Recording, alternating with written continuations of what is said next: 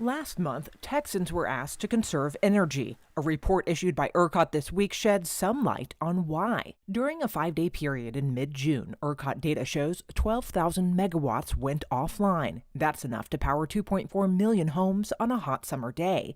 The majority of those megawatts were due to unplanned mechanical failures at coal, natural gas, or nuclear plants, meaning something broke and had to come offline for repair.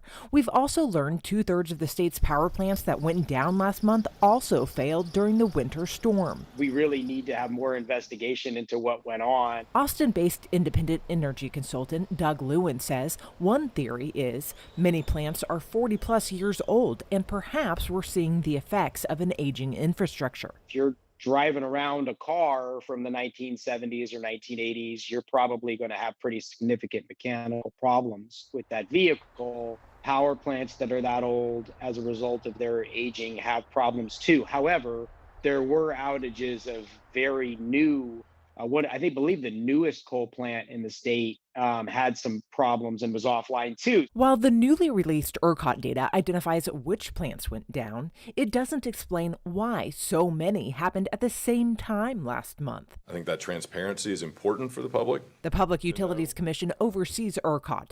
Last month, it ordered ERCOT to release information faster, and ERCOT did, yet it still left us with more questions than answers. In Dallas, I'm Charlotte Huff.